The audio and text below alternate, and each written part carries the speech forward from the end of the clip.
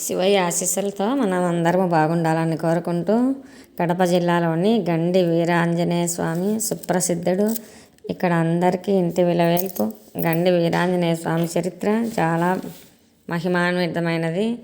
శ్రీరాముల వారు అత్యంత ప్రేమతో చెక్కిన అంజన్న రూపాన్ని దర్శించుకోవాలంటే ఖచ్చితంగా కడపలో గండి ఆలయానికి వెళ్ళాల్సిందే.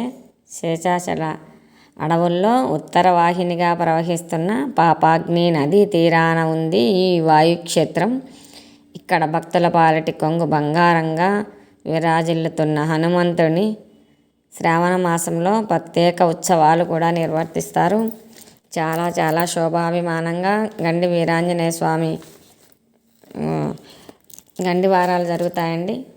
నిత్యం భక్తులతో కిటకిటలాడుతూ ఉంటుంది గండి క్షేత్రము. భూతపేత పిశాచాలు పట్టిన వాళ్ళు, ఆరోగ్యాలు బాగలేని వాళ్ళు గండి క్షేత్రాన్ని ఖచ్చితంగా దర్శించి నిద్ర చేసుకొని వస్తారు. మండల దీక్షలు కూడా చేస్తారు. అక్కడే ఉండి మండలం రోజులు ఉండి స్వామివారిని పాపాగ్ని నదిలో స్నానం చేయడం, స్వామి దర్శనానికి వెళ్ళడం, ఇలా చేస్తే మానసిక వ్యాధులు, బిడ్డలు లేని వారికి బిడ్డలు కలుగుతారని ఇలా మండల దీక్షలు ఈ స్వామివారికి ఎక్కువ చేస్తారు. ఇక్కడ గండి క్షేత్రము మహామహిమాన్విత క్షేత్రం అండి. త్రేతాయుగము నుండి సుప్రసిద్ధమైన గండి క్షేత్రం ఇది. చిత్తూరు, కడప దాకా సుదీర్ఘంగా వ్యాపించి ఉన్న పాలకొండల పర్వతంగా పేరుగాంచిన ఈ ప్రాంతంలో గండి పడింది.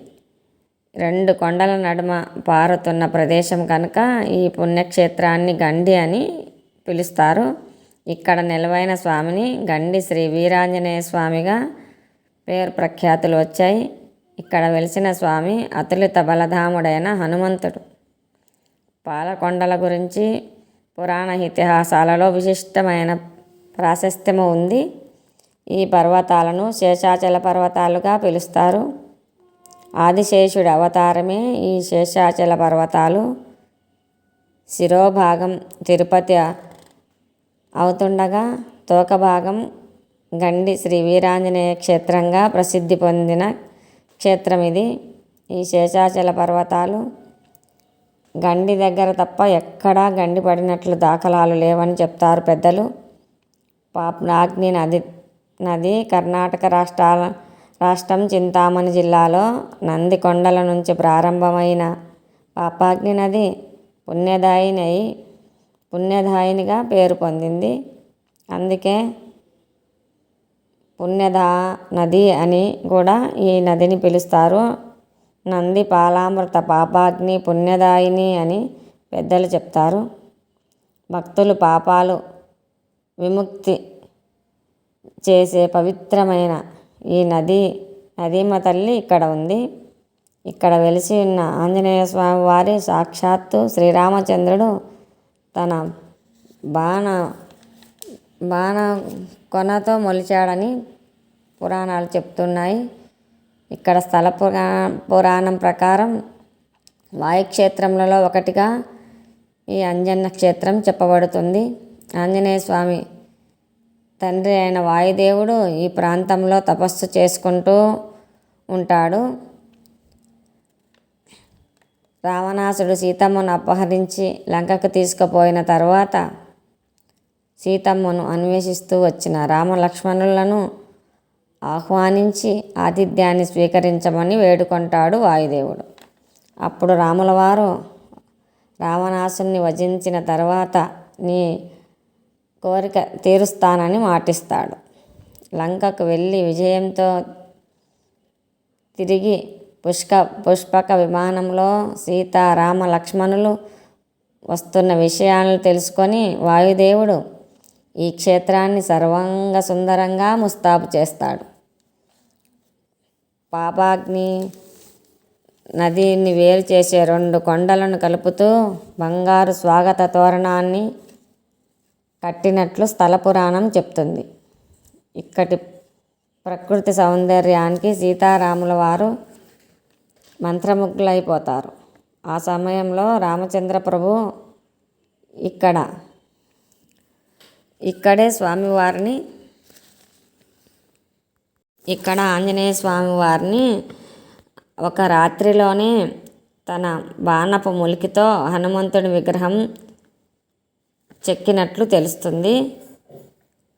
ఈ విగ్రహానికి కుడి చేయి చిటికన వేలు ఉండదు.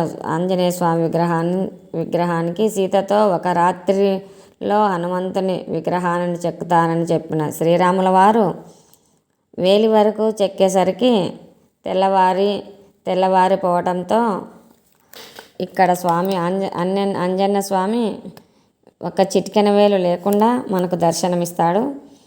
పురాణాలు చెప్తున్నాయి, స్వామివారు ఇప్పటికి కూడా పూజారులు మనకు చూపిస్తారండి. దర్శనానికి వెళ్తే చిటికెన వేలు ఉండదు స్వామివారికి. కుడి చేయి చిటికెన వేలు చెక్కలేదని పురాణాలు చెప్తాయి. మనం వెళ్తే మనము కూడా చూడొచ్చు. విగ్రహం పూర్తి అయ్యేలోపే తెల్లవారిపోతుంది. అందువలన స్వామివారి చిటికెన వేలు చెక్కలేకపోతారు శ్రీరాముల వారు. ఎందరో శిల్పులు స్వామివారిని చిటికెన వేలు చెక్కడానికి ప్రయత్నించగా రక్తం వచ్చిందంటండి. స్వామివారు సజీవంగా ఉన్నాడని నమస్కరించి శిల్పులు వెళ్ళిపోయారని పెద్దలు చెప్తారు. ఎంతో మహిమాన్వితమైన గండి వీరాంజనేయ స్వామిని వీలైతే దర్శించుకోండి, లేకపోతే స్వామివారి చరిత్ర విని తెలుసుకోండి. శ్రీరాముడు గండి క్షేత్రానికి చేరుకున్నది, హనుమంతుడి చిత్రాన్ని రూపొందించినది శ్రావణ మాసంలోనే అని పెద్దలు చెప్తారు. అందుకే ఇక్కడ ఈ నెలంతా ప్రత్యేక పూజలు నిర్వహిస్తారు.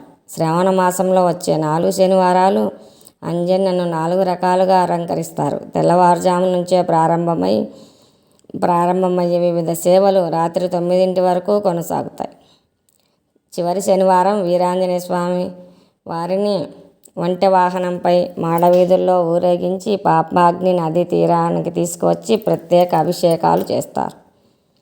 వాయుదేవుడు కట్టిన బంగారు మామిడాకుల తోరణం అదృశ్య రూపంలో శాశ్వతంగా నిలిచి ఉంటుందని భక్తి తత్పరులు చెప్తూ ఉంటారు. ఇక్కడ ఈ తోరణం 18వ శతాబ్దంలో అప్పటి మద్రాసు రాష్ట్రం కలెక్టర్గా పనిచేసిన సర్ థామస్ మన్రోకు ఈ బంగారు తోరణం కనిపించినట్లు కడప గజిటెట్లో పేర్కొన్నారు. ఆయన మన కడపకు కూడా పనిచేశాడంటండి. ఈ విషయాన్ని థామస్ తన డైరీలో కూడా రాసుకున్నాడని చెప్తాడు. ఎంతో మహిమాన్వితమైన ఈ క్షేత్రం ప్రకృతి అందాల నడుమ, కొండ కోనల నడుమ విరాజిల్లుతుంది. చాలా మహిమాన్వితమైన శ్రీ గండి వీరాంజనేయ స్వామి వారిని దర్శించుకోండి. ఇక్కడ అడవుల్లో అనేక మూలికలు, ఔషధ మూలికలు, వనాలు అన్నీ ఉన్నాయి కాబట్టి ఈ నీటితో స్నానం చేస్తే పాపాలన్నీ పోతాయని, మానసిక ప్రశాంతత పొందుతామని అనడంలో సందేహమే లేదు. గండి వీరాంజనేయ స్వామిని ఎలా దర్శించుకోవాలి, ఎలా చేరుకోవాలి అంటే కడప జిల్లా చక్రాయపేట మండలంలో గండి క్షేత్రం ఉంది. జిల్లాకు కేంద్రం నుంచి పులివెందలకు వెళ్ళే బస్సులో వేంపల్లకు చేరుకోవచ్చు. అక్కడ నుండి గండి క్షేత్రానికి ఆర్టీసీ బస్సులు, ప్రైవేటు వాహనాలు నిత్యం అందుబాటులో ఉంటాయి. తిరుపతి నుంచి వచ్చేవారు రాయచోటు మీదుగా ప్రయాణించి వీరాంజనేయ స్వామిని దర్శించుకోవచ్చు.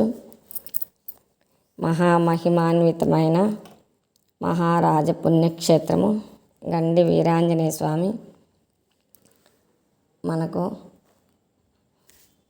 దర్శనమిస్తాడు. ఎత్ర ఎత్ర రఘునాథ కీర్తనం తత్ర తత్ర కృతమస్తకాంజలిం బాష్పవారి పరిపూర్ణలోచనం మారుతిం నమత రాక్షసాంతకం.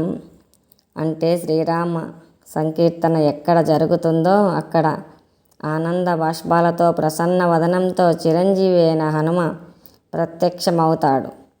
అంతటి స్వామి భక్తి పారాయణుడైన ఆంజనేయుడు వెలిసి ఉన్న చోట మహాలక్ష్మి స్థిర నివాసమై ఉంటుంది. ఈ కారణంగానే హనుమంతుడి ఐశ్వర్యకారకుడిగా భావించి శ్రావణ మాసంలో నెల రోజులు విశేషంగా అర్చిస్తారు.